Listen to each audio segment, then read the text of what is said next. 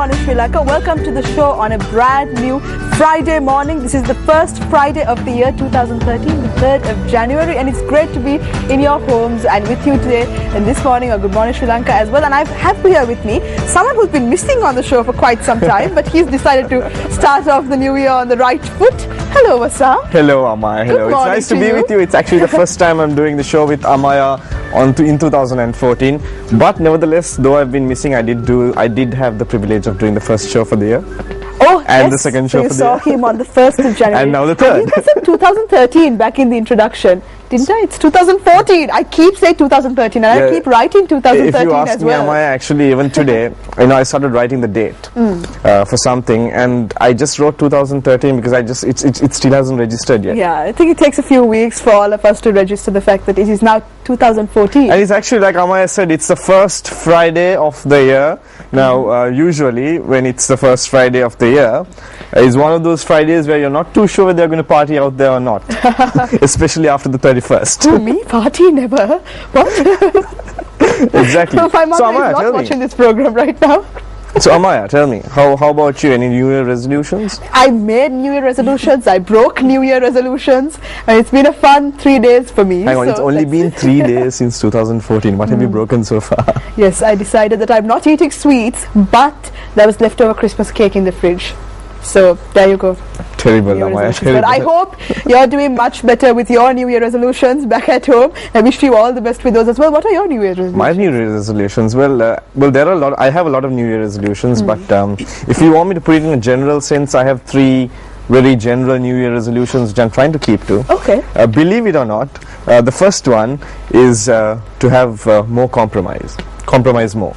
Okay. Oh wow. Yeah. That's apparently deep stuff. I'm not the easiest to deal with, so I need to compromise more. I've been told this several times, so I'm going to try that out this year. and the other one is of course to reduce complications. Wow, how do you come up with these things? What's up? So I'm trying to actually continue this year without much complications in my life. And the third one, I'm scared to ask what the third is. the third one, actually the third one is the most important one. The third one, I believe, which I believe is a very, very, very important ingredient for a successful life, which is to manage expectations. Because the more you expect things, the more you are open to dissatisfaction. So I think I'm going to manage my expectations this year. That doesn't mean I'm not going to be motivated to do the things that I need to do. I was just going to say that's a very sad resolution. It's not. Manage your expectations. Well, What is that? Yeah. Well, anyway, coming So going back from this morning's show. I wish you all the best with that. Thank you, Amaya. Thank you. And we have a very interesting guest on our show. I want to find out what her New Year resolutions are, because she is an international star. She's an opera singer, and she is the first Sri Lankan, as a matter of fact, to sing at the Royal Opera House in England, and that was in 2006. She's a soprano, a lady with very powerful lungs, but she's someone who has a really charming personality, and I think the personality is something that's going to shine on today's show. So welcome to you. Good morning to our set, and welcome to our set, Kishani Jayasinghe. Thank you, Amaya. Good morning. Good morning. Now, morning, Kishani, before I start with anything, before we start with anything, Right. I have to ask you this question. Now, in Sri Lanka, Yeah.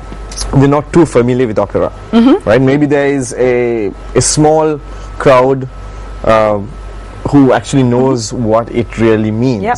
But there is one phrase which I keep hearing, Amaya, everywhere. I know what you're going to say. When I once did some research on it, I was told that it's something to do with opera. And that phrase is, "It ain't over till the fat lady sings." It ain't over till the fat lady sings. Yes. So How did they know tell that us, was what does that mean? It's a little bit of a cliche. This is something that they play upon when they talk about opera, because generally the norm has been, and traditionally opera singers, due to the very nature of the job, because it's a long-lasting craft. You have to be on stage for 3 hours or more. You sing continuously. You've got to be acting. You've got to be moving. And in the traditional productions, there was not so much action, shall we say, in terms of the singers. So it was all about the voice and about how they portray things vocally. So the ladies, because of the nature of the instrument, you're talking about projecting to a 2,000, 3,000, 4,000 seater, no amplification at all. So no really, mics, no nothing, speakers and equipment, no mics, nothing. no speakers, no pickup things, nothing. It's all just you are the instrument. And you said 3,000 people. Sometimes so you need to 4,000, project so Yeah, I mean, we're lucky because the Amaya sings theatres- too, Well, this I'm glad you told me. See, I knew she had an idea of what we were going on about. No, I have no idea what they're saying. Absolutely nothing. Wasam, Okay, Yeah. we get to that in a minute. You don't want to start during December. Do you want to hear about this fat lady or not? I do. But I need to tell you this. Yes. I need to tell you this. No, Wasam, sure. Amaya did play a He loves to reindeer in a play which she sang for in December. Okay, continue. No, that's okay. Just to say that I think because you have to have that ability. So your body really is the instrument, in every sense. You have to amplify, you have to make it louder, softer, darker, lighter, everything.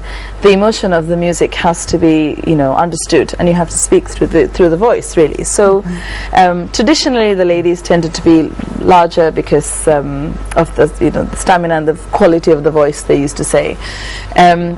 And so in older productions they used to have, at the very end they would have, as we discussed before, they would have, a rather generous sized person coming in, Generous singing, sized. only because Being it would, diplomatic, are we? I am the queen of diplomacy. This you can be sure of. All right. Anyway, and so you would have that. But now, fast forward, a couple of decades, and it's completely different. Okay.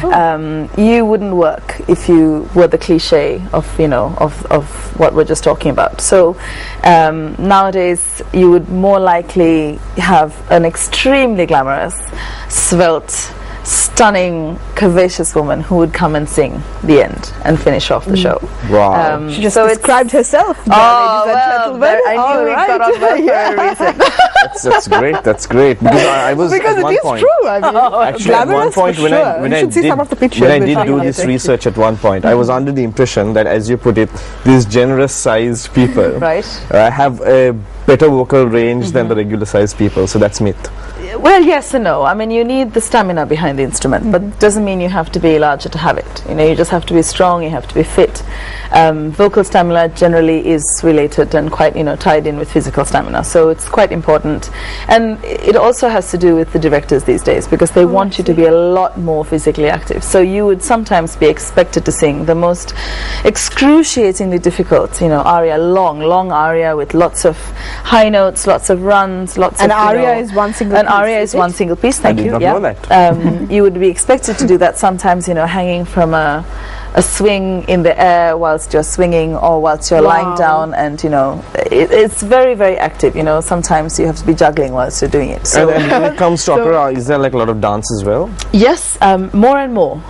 You are expected, in your training, you are expected to know the traditional dances anyway. So you would learn the waltz, you would learn, a lot of the, not necessarily the jive, but generally the waltz is used It's a lot. not just in singing anymore at all, is it? It's You have to kind be of a multi-talented. 2-3. Yes, it's a bit of a 2-3 tiered profession, if you like, because you have to be an actress, because that's the story, you're telling the story. You have to be able to move, gracefully, and you have to follow direction. You have to be able to dance sometimes, now more and more.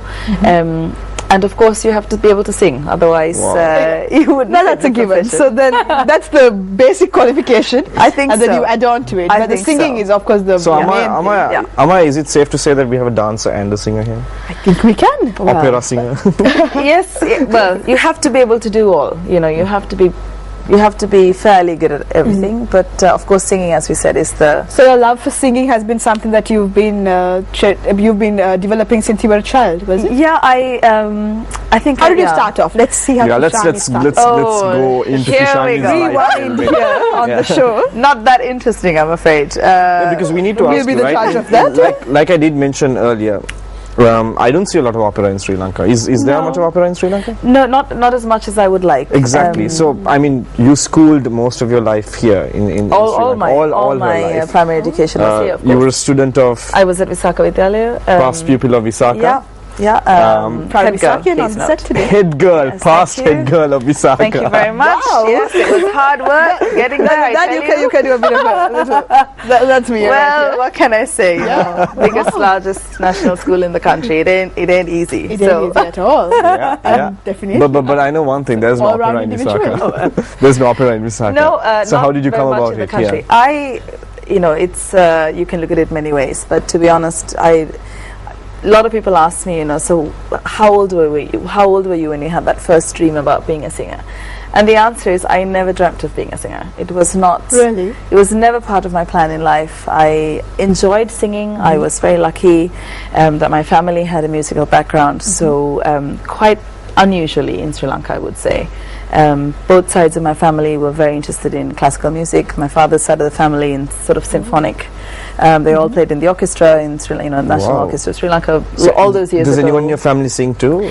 Not really singers though. I mean, I do have, that comes from more, I would say, the singing side, I would say my mom's side of the family, because they were all very interested in opera. I grew up listening to opera singers. You would not Wow. believe this. And Really? in a little tiny island, of Wow. Sri Lanka in the middle of, the Indian Ocean, you have this, it was very unusual. Household where they play opera. Yeah, I grew up to this, especially when I went to my grandparents' place. And my of course, maternal- if your parents and your relatives are involved in the symphony orchestra, again, exactly. you get to hear a lot of yeah, it I as mean, well. this Yes. is the old, the symphony orchestra. Yeah. of Sri Lanka, when back in the day. Can opera be called a genre? Yes, of course, it is. Okay, so yeah. is that your favorite genre? I am an opera singer by training because I am a classical singer. I trained classically. I went through the Royal Academy of Music, and I believe you need the foundation of classical music.